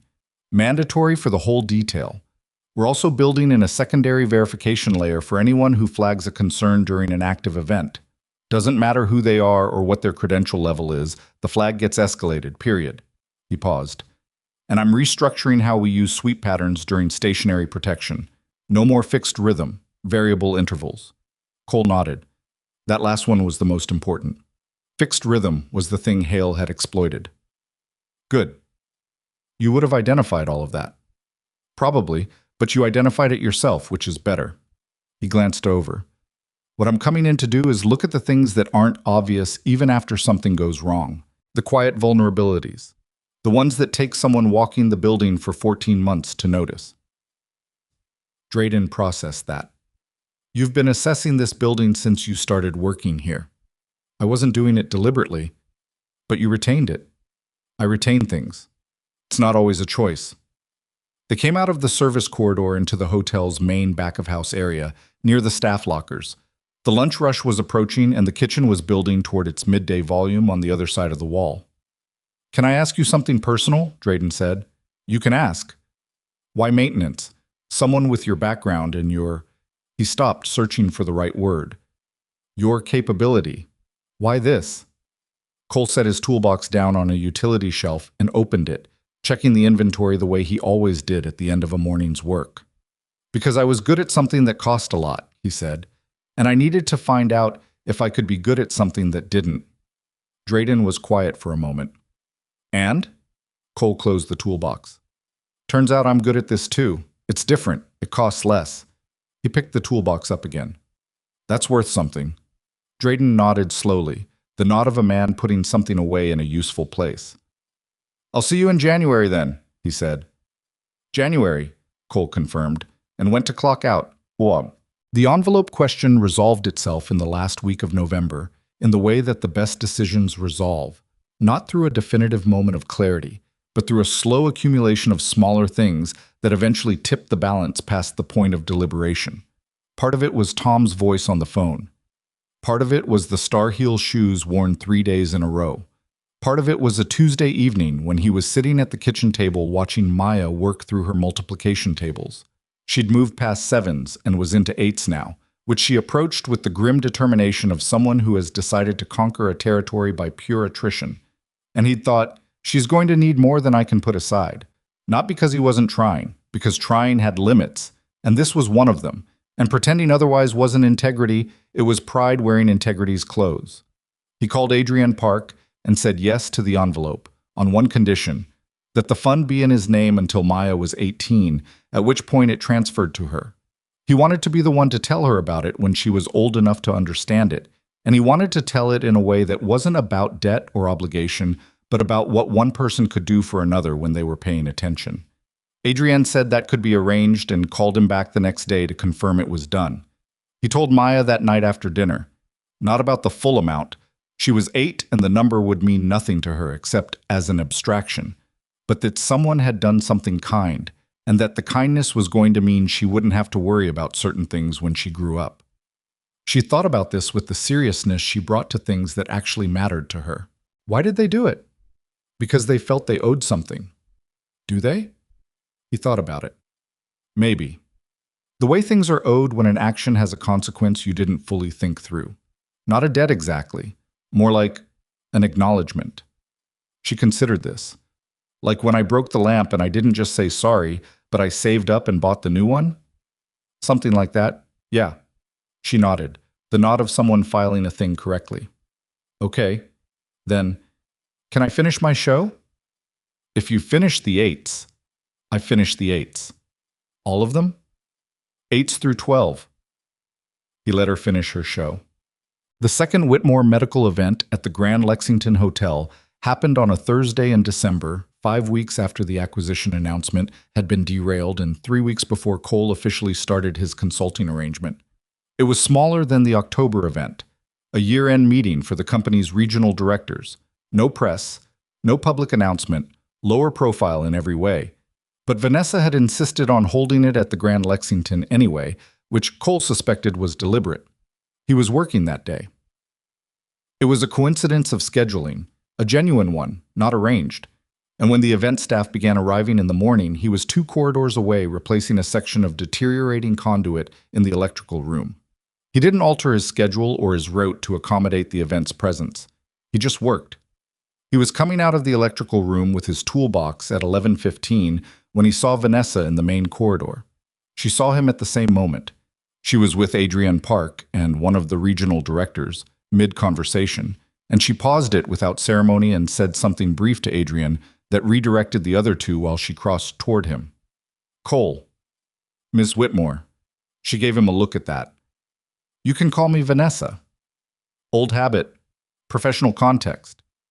"We're past professional context, I think." She glanced at his toolbox. "Conduit?" "Electrical room, east corridor. The previous repair was done with the wrong gauge wire and it's been degrading for a while." "Is it safe in the meantime?" "It is now. I fixed it." She nodded. She was in a dark blazer again, a different one, hair down the way it had been at Carver and Pine. She looked, he thought, slightly less contained than she had in October. Not less capable, just less armored, the way people look when they've been doing some interior work, and some of it is visible now in the way they occupy a space. The regional directors are in the Aldrich room, she said. I'm about to give a presentation, she paused. A different kind than last time. What kind? About accountability. About what we did wrong with Crestline and with 3 other acquisitions in the last 4 years, and what we're changing. She looked at the toolbox, then at him. I asked our legal team how much of it we could say publicly, and they gave me a list of careful modifications, and I thanked them and then wrote what actually needed to be said. Cole looked at her. They're not happy about it. They are profoundly not happy about it. A brief expression that was close to the almost smile from the coffee shop. But there are 28 regional directors in there who implement our acquisition strategy on the ground level, and if they don't understand what accountability looks like coming from the top, then nothing changes at any other level. That's right, he said. I know. She straightened slightly. I also announced this morning that we're partnering with a workforce transition organization that works specifically with employees affected by tech acquisitions. They help people rebuild, skills training, placement services, business development support. We're funding it for the next 5 years. Cole was quiet for a moment. Marcus Hale, he said. Marcus Hale, she confirmed. And the 40-some other people from Crestline who got a severance package and a good luck handshake. She paused. I can't undo it, but I can make sure the next version of Whitmore Medical is something I'd actually want it to be. He didn't say anything for a moment. Not because he didn't have a response, but because the response felt better held than spoken.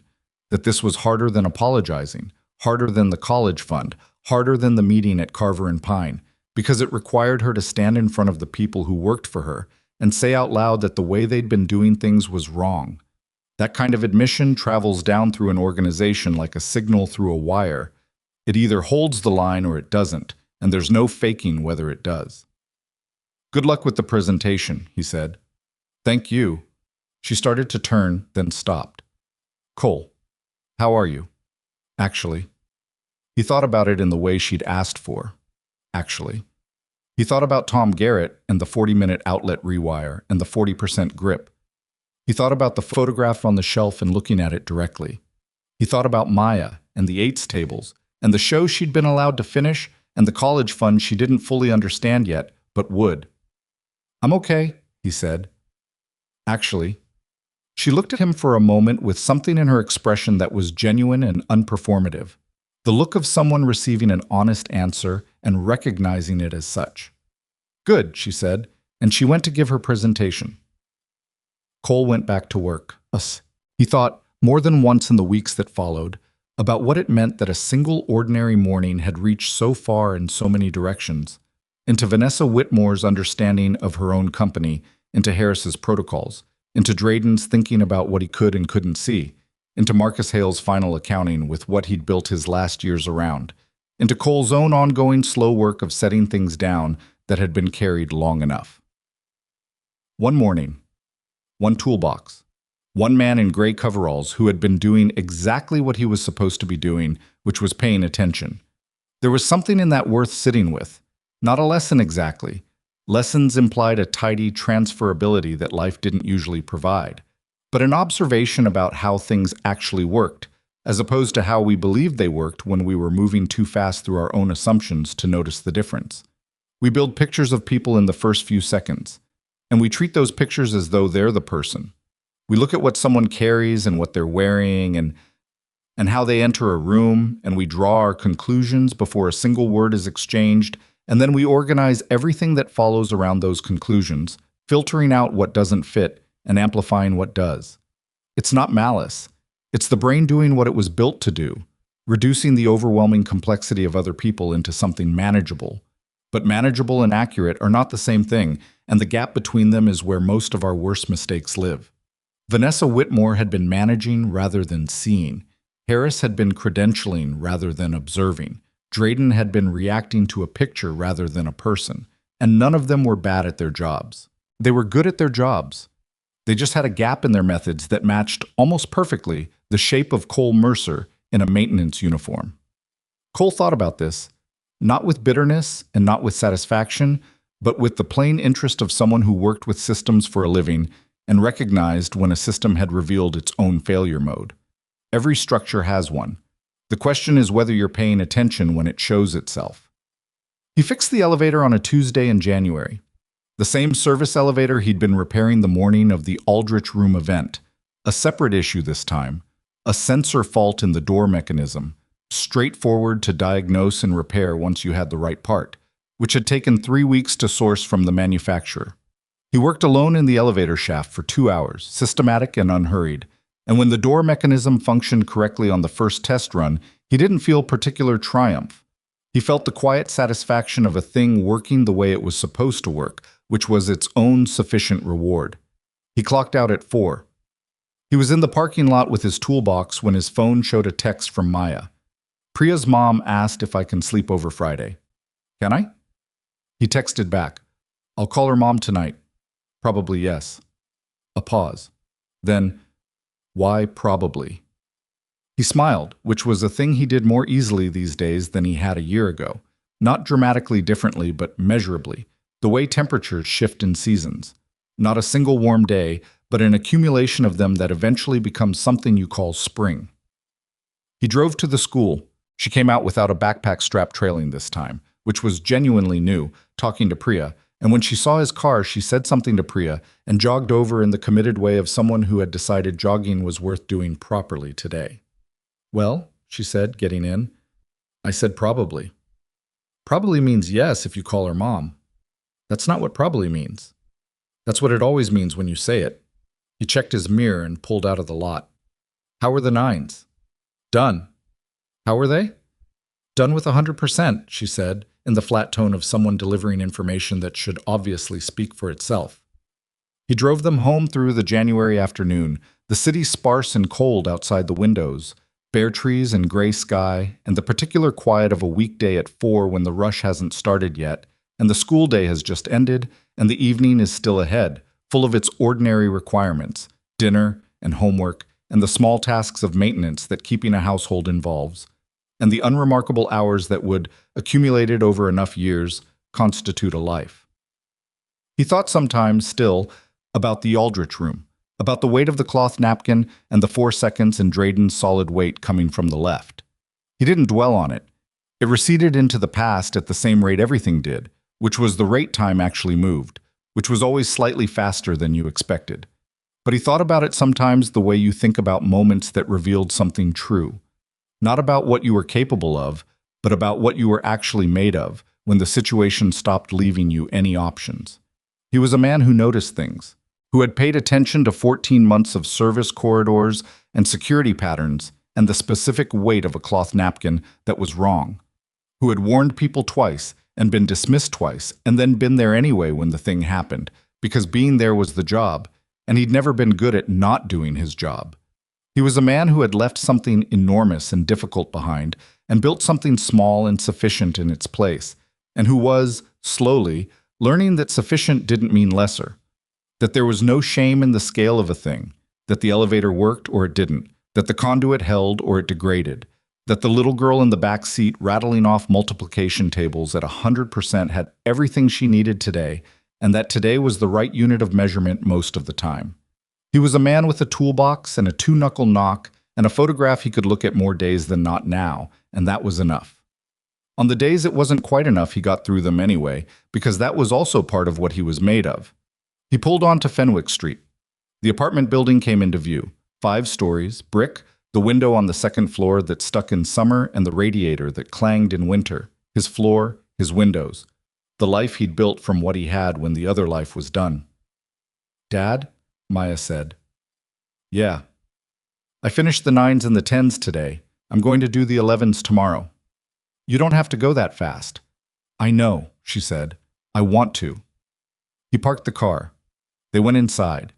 He started dinner and she spread her books across the kitchen table and the apartment filled with the specific sound of an ordinary evening, which was the best sound he knew. Outside on Fenwick Street, the January light finished failing and the street lamps came on one by one. And in the Grand Lexington Hotel 2 miles across the city, the service elevator ran cleanly up and down its shaft. And in Portland, a man named Tom Garrett closed his hardware store at 6, and drove home to his family with a 40% left grip and a full life.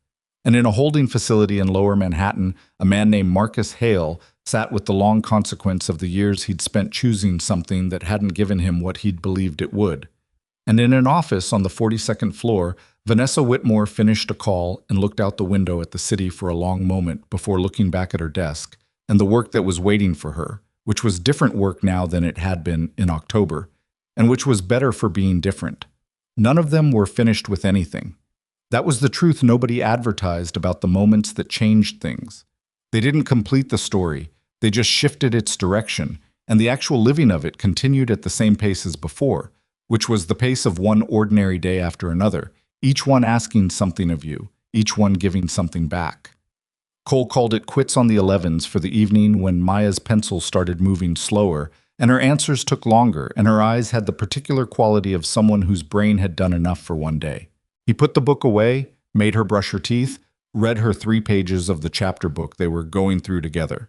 A story about a girl who solves things by being more patient and more observant than everyone around her, which Maya had chosen herself from the school library, and which Cole suspected she had not chosen entirely at random, and then turned off the light and sat in the doorway for a moment while she settled. "Dad."